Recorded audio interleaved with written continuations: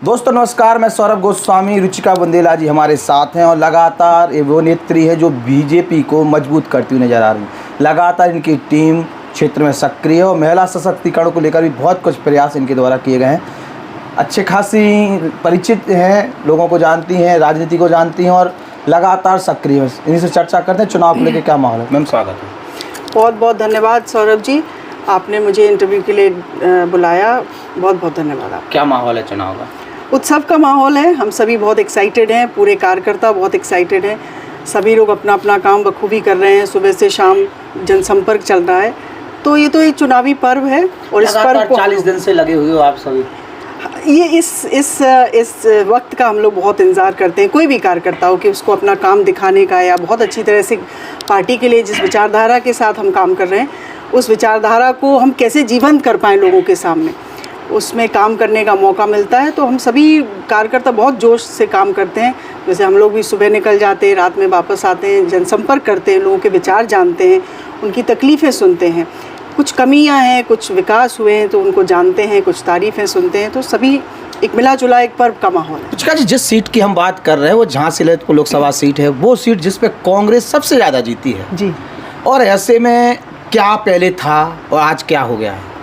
बदलाव तो बहुत बड़ा बदलाव हुआ है। कांग्रेस के समय सिर्फ झांसी लोकसभा की बात नहीं करें, हम पूरे देश की बात करें तो एक ड्रास्टिक चेंज तो आया है पिछले 10 सालों में। आप सभी हम सभी जानते हैं, चाहे वो एक आम जनता हो या बड़े नेता हो या पब्लिक, सभी जानते हैं इस बात को कि एक बड़ा बदलाव तो आया है कांग्रेस उसमें। झांसी लोकसभा की बात करें तो आपका कहना बिल्कुल सही है कि कांग्रेस जीतती आई है, लेकिन जैसे ही हमारी पार्टी सत्ता में आई तो उसमें फिर उन्होंने विकास जिस तरह से होना चाहिए था, चाहे वो आम जनता हो उसको लेके या बड़े बड़े इंफ्रास्ट्रक्चर्स को लेके हो, वो सारे विकास हुए हैं। तो बदलाव तो बहुत ज़्यादा है। उमा जी जीती 2014 में, फिर अनुराग शर्मा जीते, तीसरी बार हैट्रिक मारने की तैयारी फिर है क्या? जी बिल्कुल है। लगेगा हैट्रिक? 100% लगेगा। अनुराग शर्मा कैसे व्यक्ति हैं? अनुराग शर्मा जी बेसिकली मैनेजमेंट के हैं, एक उनका एक बड़ी कंपनी है जिसको वो संभालते आ रहे हैं। तो निश्चित तौर पर पॉलिटिक्स भी एक मैनेजमेंट सिस्टम ही है।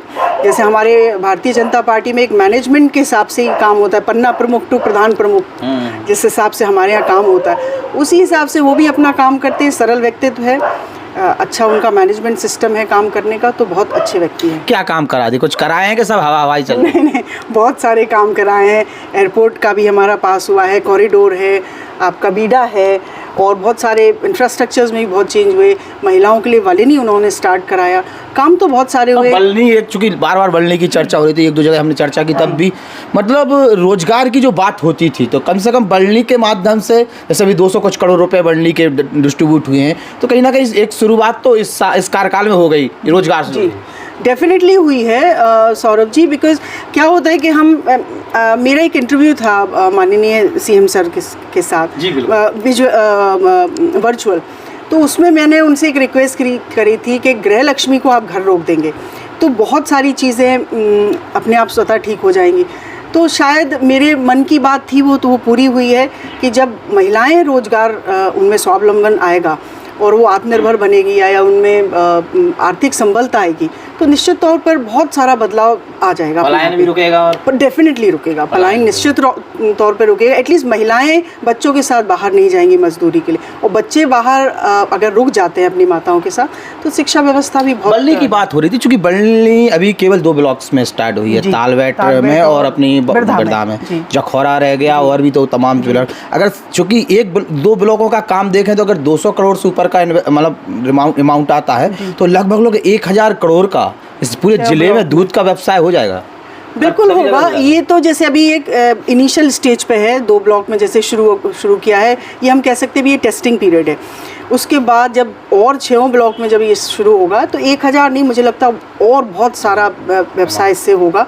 एक कहते ना है कि एक जो सफ़ेद क्रांति जिसको हम अमूल की बात करें गुजरात में, उस तरह का कुछ बुंदेलखंड में निश्चित तौर पर होगा। जी, ललितपुर जिले में 90,000 महिलाएं हैं जो स्वयं सहायता समूह से जुड़ी हैं। जब हम आपके गाँव में थे वहाँ पर भी समूह था, हमने चर्चा भी की थी, महिलाएं जागरूक हुई हैं। आप भी मिली होंगी, क्या कहती हैं महिला जब चर्चा करती हैं, या बात कर पाती हैं कि अभी पल्लू डाल लेती हैं? नहीं नहीं, बहुत बात कर पाती हैं। हम लोग अभी चुनाव में भी समूह के जो बीसी सखी हैं या ग्राम सखी हैं या समूह सखी, उनसे मिलते हैं। पहले जब हम महिलाओं से बात करते थे, आज से 7-8 साल पहले की हम बात करें, तो वो छुप के बात करती थी, अपना नाम नहीं बता पाती थी। आज महिला इतनी सशक्त है, कम पढ़ी लिखी होगी लेकिन वो बोल सकती है, अपना नाम बता सकती है। बहुत बड़ी मीटिंग चलती है उनकी, ग्राम संगठन की अगर मीटिंग है तो वो ऑफिसर्स के सामने खड़े होकर अपने समूह का नाम बोलती हैं, अपना नाम बता पाती हैं, अपने गांव का नाम बताती हैं, और वो ये भी बता पाती है कि वो क्या काम कर रही हैं। तो एक कॉन्फिडेंस लेवल तो आया ही है उनमें, तो बदलाव तो निश्चित तौर पर 10 साल के अंदर का बहुत ज़्यादा जी। अच्छा, क्योंकि उमा जी के कार्यकाल में बहुत सारे कामकाज हुए जी, और उस वो या कहें कि न्यू रखी गई उस समय। बिल्कुल। मानवेंद्र सिंह जी जिलाधिकारी थे, उन्होंने एक बड़ा प्रयास किया। अनुराग आए, अनुराग ने भी जो बोला अधिकरण करने का प्रयास किया। तमाम चीज़ें राजनीतिक होती, कोविड काल भी इसी समय निकला। जी आज के टाइम पे चूँकि ललितपुर में बड़े पैमाने पे डैम्स हैं, जी, वाटर एक्टिविटीज़ को लेकर चर्चा हो रही, वाटर रनवे की चर्चा हो रही, और अनुराग शर्मा खुद अब बोलने लगे हैं। पहले आम जनता बोल रही थी, लेकिन अब वो बोल रहे हैं। तो वाटर रनवे से जुड़ा हुआ कुछ है आपके दिमाग में? नहीं, मैं ये सोचती हूँ कि ललितपुर एक अच्छा पर्यटन का स्थल बन सकता है। हम उनको अट्रैक्ट कर सकते हैं। अभी ट्रेन का भी स्टॉपेज हुआ है, तो हम बाहर के जो चाहे फॉरनर्स हों या बाहर के जो लोग हों, उनको हम अट्रैक्ट कर सकते हैं अलग अलग एक्टिविटीज़ करा के। जैसे आपने बोला कि हम लोग डैमों का शहर है, बांधों का शहर है, तो उसमें हम डेफिनेटली एक्टिविटीज़ कर सकते हैं। और राजघाट एक बड़ा अच्छा जगह है, डैम है, जहाँ पे हम बहुत सारी एक्टिविटीज़ डेफिनेटली कर सकते हैं। तो पर्यटन के लिए तो ललितपुर का एक नई उम्मीद है कि अगर सांसद जी उस फील्ड में अगर ध्यान देंगे तो हम लोग बहुत आगे जाएंगे। आप बाहर पढ़ी हैं, बाहर की दुनिया देखी है।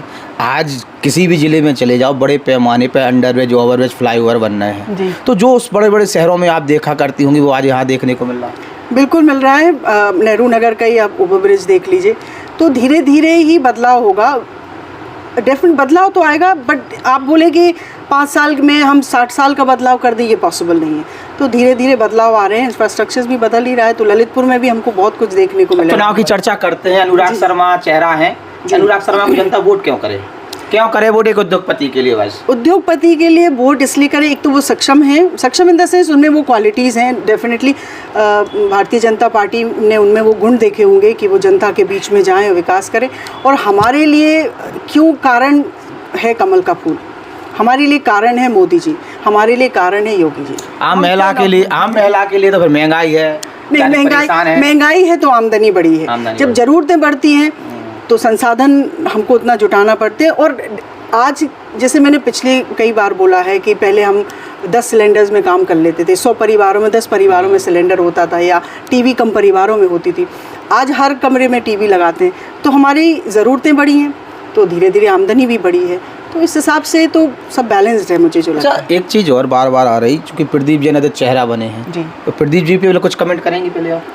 प्रदीप जी जो मैंने सुना है एक अच्छे इंसान है, मिनिस्टर रहे हैं, लेकिन अभी उनका समय अभी चला नहीं गया, चला गया। कांग्रेस इंसानों ने आशीर्वाद दिया, मौका दिया, मंत्री बनाया, उस समय जब कुछ करा सकते थे। बिल्कुल करा सकते थे, वो कराया भी होगा। मैं उस समय नहीं, उनका एनालिसिस मुझे पता नहीं, मतलब उनका मुझे पता नहीं है बहुत ज़्यादा। लेकिन उनके पास कांग्रेस पार्टी की बात करें या समाजवादी पार्टी की बात करें, चेहरा कोई भी हो, प्रदीप जी हो या कोई और हो, तो उनके पास जनता ने बहुत समय दिया। 60 साल का समय बहुत होता है किसी देश की प्रगति के लिए। तो अब वो जब नहीं कर पाए तो अब तो जनता पूरी तरह से नकार रही है। झांसी गई? झांसी गई हूँ। कितना बदला? पहले काफ़ी बदल गया। सौंदर्यीकरण बहुत देखा है, जो हम प्राइमर फेस ही देखते हैं, मतलब जो देखने में आता है तुरंत। तो बड़ा सौंदर्यीकरण बड़ा अच्छा हुआ है। बीडा का भी सुना है, वहाँ पे बहुत अभी शुरू होने वाला है जल्दी। पुष्कर जी, गुंडागिर्दी के बारे में कभी सुना? क्षेत्र की गुंडागिर्दी, झांसी की गुंडागिर्दी, ललितपुर की या बुंदेलखंड की गुंडागिर्दी के बारे में? बुंदेलखंड की गुंडागिर्दी के बारे में सुना तो, पर बहुत ज़्यादा है नहीं। बुंदेलखंडी लोग अच्छे होते हैं। गुंडागिर्दी झांसी ललितपुर में तो हुई है, बहुत कम हुई है, उतनी ज़्यादा नहीं। पहले होती थी काफ़ी, पर अब बहुत सुकून है। मैं इसलिए इस बात को कह सकती हूँ कि जब मैं प्रधान थी तो मैं रात में 11-12 बजे अपने ड्राइवर के साथ आ जा सकती थी। सरकार किसकी थी? भारतीय जनता पार्टी की थी। 2015 में योगी जी थे। तो आप उसलिए जा रही थी? ये कह सकते हैं कि एक विश्वास है कि कुछ ऐसा गलत नहीं होगा हम बेटियों के साथ भी। तत्काल मदद आएगी प्रशासन? बिल्कुल आएगी। अच्छा, आखिरी में कुछ अगर कहना चाहे जनता जनार्दन से। मैं बस यही बोलूँगी कि जो नए मतदाता हैं वो वोट करने ज़रूर जाएं। 5 साल में जो एक काम हमको एक बार करने का मिलता है, इसका महत्व समझिए कि कोई काम हम 5 साल में एक बार कर पा रहे हैं तो उसका कितना महत्व होगा। तो मैं जनता जनार्दन से यही कहना चाहूँगी कि ना धूप देखें, ना गर्मी देखें, उमस नहीं देखें, कुछ नहीं देखें, बस वोट करने जाएं, मन से वोट करें, देश हित के लिए वोट करें। तो रुचिका बुंदेला जी थी जो अपने आप के लिए कह रहे हैं कि धूप नहीं देखें, बारिश नहीं देखें, उमस नहीं देखें, तो ये लोग भी बेचारी लगी हैं, 40 दिन से लगातार इसी मौसम के साथ जूझ रही हैं और लोगों के बीच में जा रही हैं, महिलाओं से अपील कर रही हैं और सभी लोग अमूमन वोट डालने जाएं। और ललितपुर का बता दें तो मैक्सिमम वोटिंग होती है, मतलब मैक्सिमम भी अगर वोटिंग की बात हो 72% है। अब की बार जो टारगेट रखा है वो 82 और 85% का रखा है। तो आइए उस सभी में हम लोग उस आह्वान को स्वीकार करते हुए जिला प्रशासन के सहयोग करें और 85% का जो लक्ष्य रखा है उसमें सभी लोग सहयोग भी करें। बहुत बहुत धन्यवाद मैम। बहुत बहुत धन्यवाद भैया, सौरभ जी, बहुत बहुत।